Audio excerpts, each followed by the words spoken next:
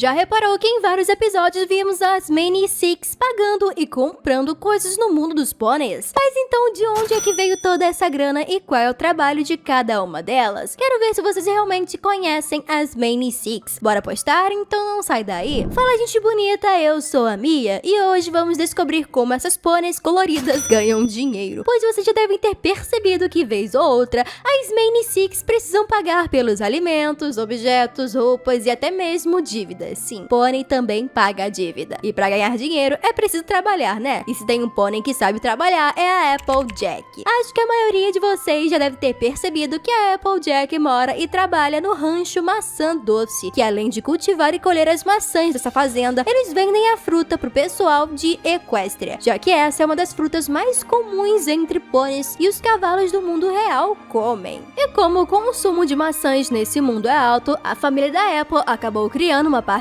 com a Filthy Rich, onde o pônei iria revender as geleias de maçã da família Apple, aumentando o lucro tanto dos Apples como do próprio Filthy Rich, que recebeu uma parte dessa grana. Tem também 2 eventos anuais que são muito lucrativos demais para a família Apple: a geleia de super maçã, que tem toda uma preparação única e com ingredientes especiais, e também a cidra, uma bebida fermentada de maçã que é famosa entre os pôneis. E de bônus, a Applejack ainda prepara deliciosas sobremesas envolvendo maçãs como tortas, bolos, folhados e mais. E se ela faz sucesso com toda essa comida aí, é porque a pônei é boa em cozinhar. Cara, deu até água na boca agora, sério. Outra pônei que é sempre vista trabalhando na maioria dos episódios é a Rarity, que começou com uma pequena boutique em Ponyville, onde ela vendia e criava vestidos lindos, acessórios chiques e até mesmo chapéus únicos e chamativos. Sem contar que de vez em quando ela fazia alguns desfiles para mostrar essas peças únicas que mais tarde seriam compradas por aquele público que estava vendo o desfile. A Rarity também faz vestidos e peças por encomenda para pôneis famosos e até mesmo para a própria realeza, como visto no episódio Casamento em Canterlot, em que a princesa Celestia responsabiliza a Rarity para cuidar dos vestidos da noiva e das madrinhas. Trabalho por pressão? Nem um pouco. Mas todo esse esforço deve valer a pena, já que por serem peças com tecidos refinados e de alta costura, cheio de detalhe e tal, com certeza ela não cobra barato por eles, né?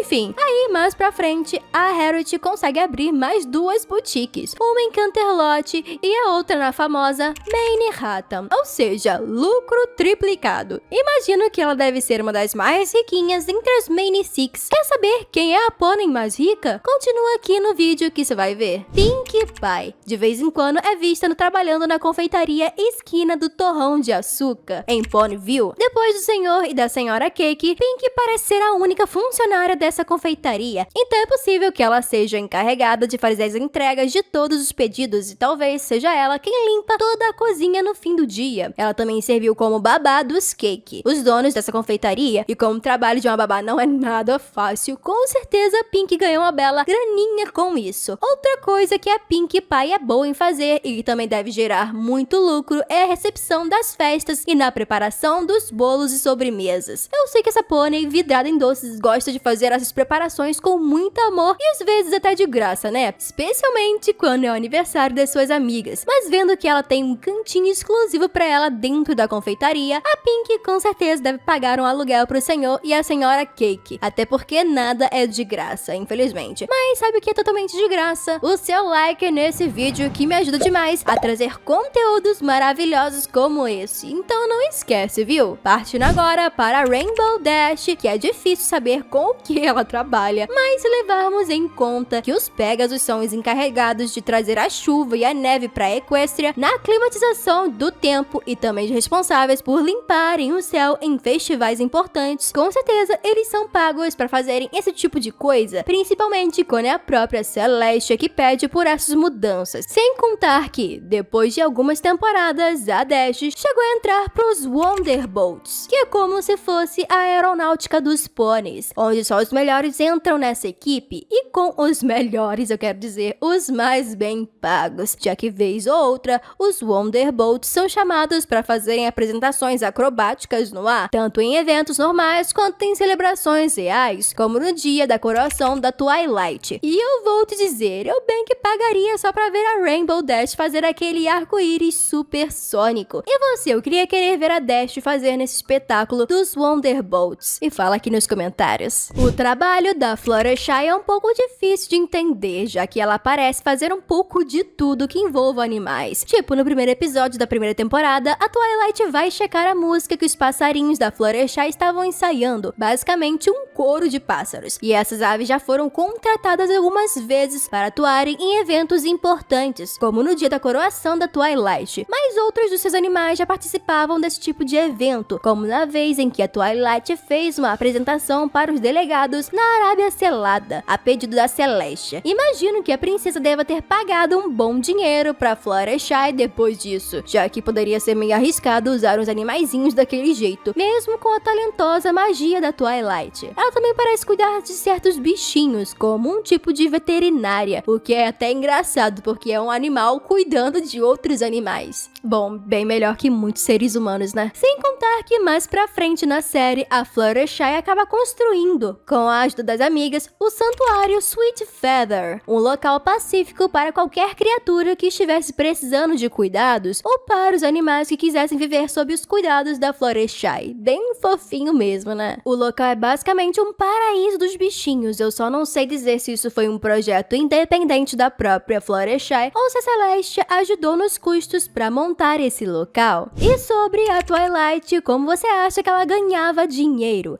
Antes de eu responder, me fala aqui nos comentários como você acha que ela juntava essa grana. Bom, deu tempo. A Twilight costumava morar em Canterlot, a cidade mais cara e sofisticada de Equestria. Então acho que não é mistério que a família da Twilight já tivesse uma boa condição financeira. A garota basicamente nasceu num berço de ouro, e como ela sempre foi muito estudiosa e inteligente com tudo, é provável que a princesa Celestia pagasse pelos artigos e as pesquisas da sua fiel aluna. Talvez um financiamento estudantil, sei lá. Aí no futuro vemos que a Twilight se torna a princesa da amizade, tendo seu próprio castelo ainda em Ponyville. A partir daí, acredito que ela começou a ganhar ainda mais grana por ser da realeza. Basicamente o ápice da realeza. E não vamos nos esquecer da escola da amizade, onde a Twilight era a própria diretora. Resumindo, rios de dinheiro pro bolso da Sparkle. E ainda nem acabou, porque alguns anos mais tarde, ela se torna a governanta de Equestria. Ou seja, ela queria monitorar toda a economia dentro desse reino e ainda iria receber os devidos lucros. Vai dar inveja até no tio Patinhas, hein? E aí, já sabiam desses empregos das Mane Six? Qual desses pôneis você acha que é a mais rica sem ser a Twilight? Porque aí atrapassa, né?